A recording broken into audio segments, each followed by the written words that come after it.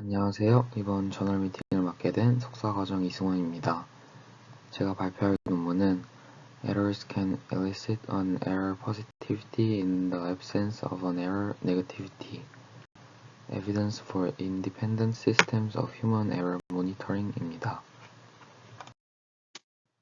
해당 논문은 뉴로이미지라는 저널에 기재가 되었고, 해당 저널은 임팩트 팩터 5.7 하단의 세 분야에서 오랫동안 Q1을 받은 저널이고, 제가 해당 논문을 선택한 이유는 인지 오류 관련 문헌을 찾아보다가 연구 방법이 흥미로워서 선택하게 되었습니다. 먼저 인트로입니다. 해당 부분에서는 ERN과 PE에 대한 설명을 하고 있습니다. 오류 모니터링은 최적의 목표 지향 성과를 달성하는 데 중요하다고 하며, 두피이지가 오류 모니터링 능력의 기초가 되는 신경 메커니즘에 대한 중요한 증거를 제공한다고 합니다.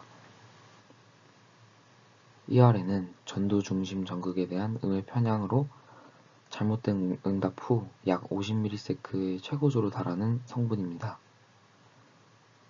ERN은 오류 처리 초기 단계에서 예상되는 정답과 실제 응답 간의 불일치를 감지할 때 나타나며, 정답과 응답 간의 불일치, 응답 후 충돌, 예측 오류를 반영한다고 제한되고 있습니다.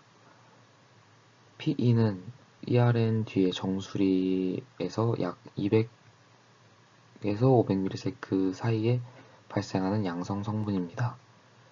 PE는 오류 인식 또는 오류 처리의 후기 단계를 나타내는 응답이 정답이라는 신뢰도와의 상관관계를 나타내며, 참가자들이 자신의 응답이 맞는지 틀렸는지 신호를 보내야 하는 작업에서 더 크게 나타나거나 오류를 인지하고 있을 때 더 크게 나타난다고 합니다.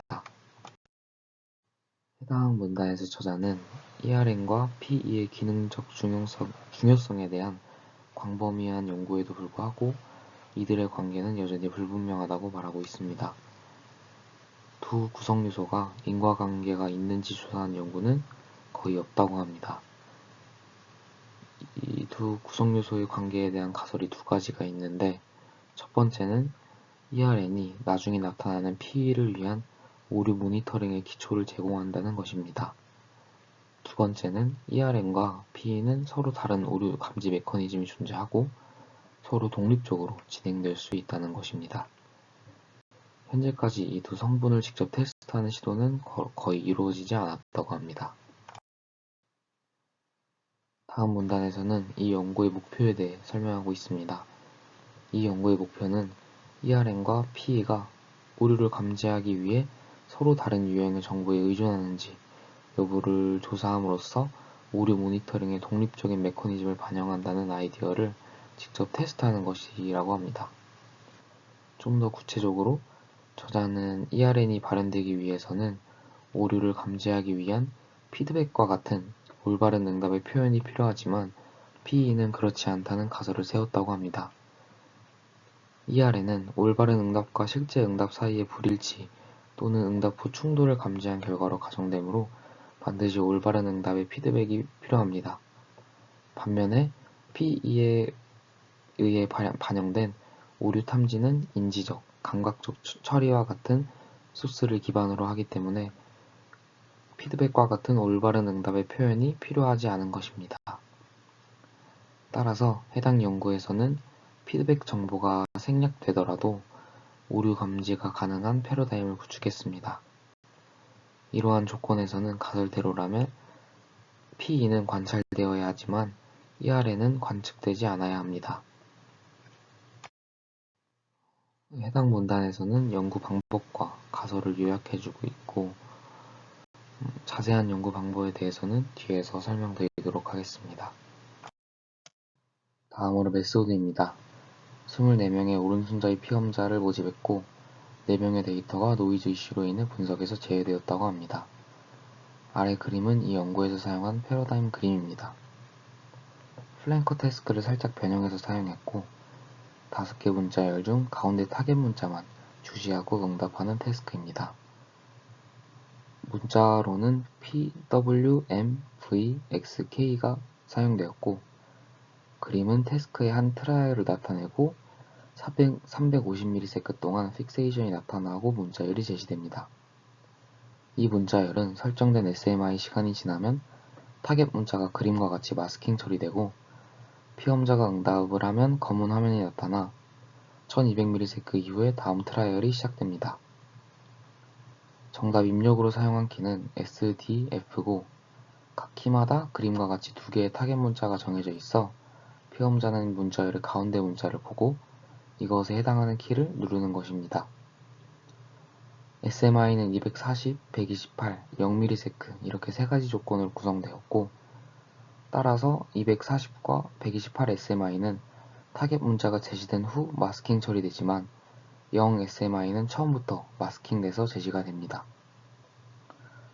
240과 128 SMI는 피험자에게 정답에 대한 정보가 전달되기 때문에 ERN과 PE 둘 다 발현되지만 0 SMI는 정답에 대한 어떠한 정보도 전달되지 않기 때문에 PE만 발현될 것이라고 합니다. 240, 128 SMI는 정답 식별이 가능하기 때문에 타겟 문자와 같은 키를 누른 정답, 측면 문자와 같은 키를 누른 플랭커 에러, 타겟 문자, 측면 문자 둘 다 아닌 키를 누른 non 플랭커 에러로 이렇게 세 가지로 나뉘게 됩니다.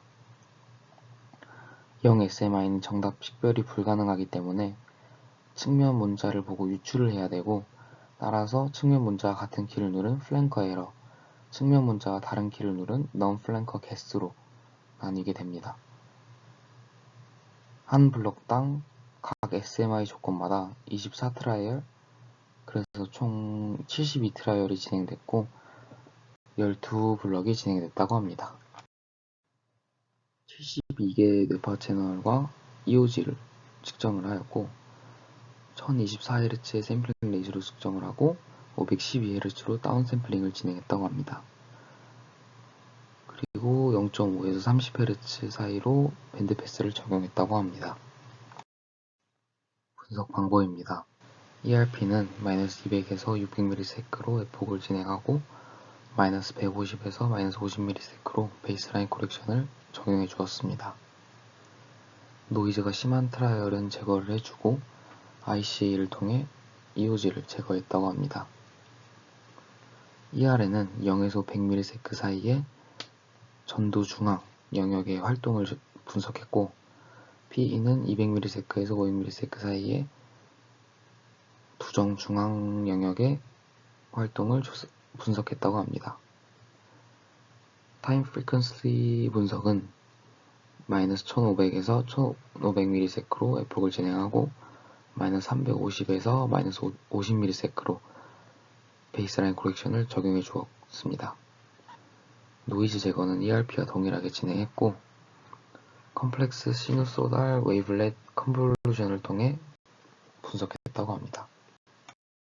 또한 분석 방법으로 다별량 패턴 분석을 사용했는데, 이것은 0 SMI 조건의 PE와 128, 240 SMI 조건의 PE가 실제로 유사한 신경 메커니즘을 나타내는지 여부를 조사하기 위해 사용했다고 합니다. 우선 첫 번째 단계로는 0 SMI 조건에서 플랭커 에러와 non 플랭커 에러를 분류하기 위해 로지스틱 리그레션 분류기를 훈련시켰습니다. 이 분류기는 -100에서 500ms 사이에 연속된 시간창에서 모든 전극의 활동에 대해 훈련되어 두 조건 사이의 강력한 차이를 보이는 시간 영역을 결정합니다. 트레이닝 셋으로는 0 SMI 조건의 non 플랭커 게스와 플랭커 에러가 사용되었습니다. 분류기의 성능을 평가하기 위해 리브 원아웃 크로스 밸리데이션을 사용했고 AZ 값을 계산했다고 합니다. AZ의 0.5 값은 찬스 레벨 분류를 나타내고 1은 완벽한 식별을 나타낸다고 합니다. 두 번째 단계에서는 훈련된 분류기를 128, 240 SMI 조건에 적용했습니다. 0 SMI 조건의 PE가 128, 240 SMI 조건의 PE와 동일한 활동을 나타내는 경우 0 SMI 데이터에 대해 훈련된 분류기는 128, 240SMI 조건의 오류도 분류할 수 있어야 합니다. 따라서 128과 240SMI 조건의 PE 시간 범위에서 예측값이 더 높아야 합니다. 다음으로 결과입니다. 행동 결과 먼저 보여드리면 240과 128SMI를 비교했을 때 오류율에서 128 조건이 유의미하게 높았고 두 조건 모두 코렉트보다 에러에서 리스폰스 타임이 유의미하게 낮았다고 합니다. 240과 128 간 항목별 리스폰스 타임에는 유의미한 차이가 없었다고 합니다. 0 SMI 조건에서는 플랭커 에러가 non 플랭커 에러 리스폰스 타임보다 유의미하게 낮았다고 합니다. 다음으로 ERP 결과입니다. 위에는 전두 중앙의 ERN 결과고 아래는 두정 중앙의 PE 결과입니다. 회색으로 표시한 부분은 각각 ERN과 PE가 나타나는 시간창입니다. ERN 먼저 보면 128, 240SMI 조건에서 코렉트와 에러에 유의미한 차이가 있어 에러에서 ERN이 잘 나타낸 것을 확인할 수 있었습니다. 플랭커 에러와 non 플랭커 에러 간에는 차이가 없었습니다. 0 SMI 조건에서는 초록색 실선이 128, 240SMI의 코렉트 평균을 나타내고 플랭커 에러와 non 플랭커 개수와 비교했을 때 통계 차이가 나지 않아 ERN이 발현되지 않은 것을 확인할 수 있었습니다.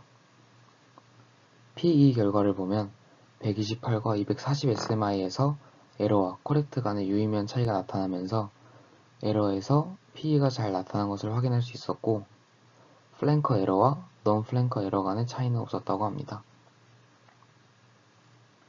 0 SMI 조건에서도 초록색 실선이 128, 240SMI 조건의 코렉트 평균을 나타내고 플랭커 에러가 non 플랭커 개수와 코렉트 간의 통계 차이가 남으로써 PE가 잘 발현된 것을 확인할 수 있었습니다. 다음은 ERSP 결과입니다. 그림은 오류에서 정답을 뺀 결과고 0 SMI는 정답이 없으므로 오류에서 128과 240SMI의 정답을 뺀 결과입니다. 240과 128에서는 ERN 시간창에서 차이가 있었지만 0 SMI에서는 차이가 없었음을 확인할 수 있었습니다. 다음은 다변량 패턴 분석 결과입니다.